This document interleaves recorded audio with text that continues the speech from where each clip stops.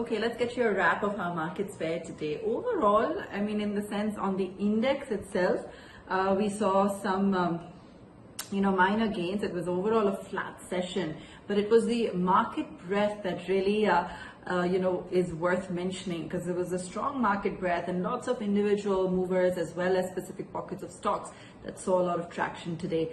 Metals definitely stood out as a bag. So we've got Steel Authority, for example. Hindalco was up 9% in today's session.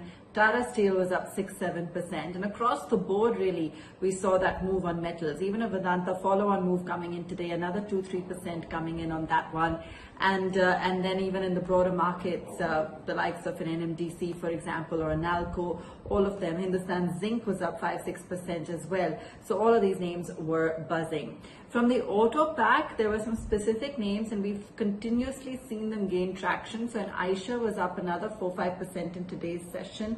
Maruti also continues to look good and has been, in fact, seeing consistent buying as well.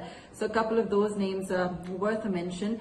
We also had InfoEdge today that was on the move. So that one stood out right from the start of the session and also closed the day higher in trade as well, up about 5-6% again.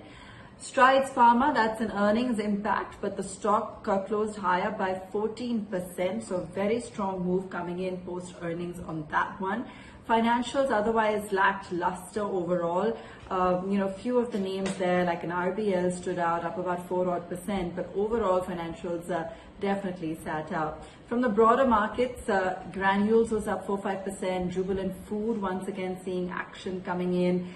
We had other names as well, like an ISEC, a Kaplan, Emphasis, a whole host of names in the broader markets that actually saw some good action, particularly after a long time.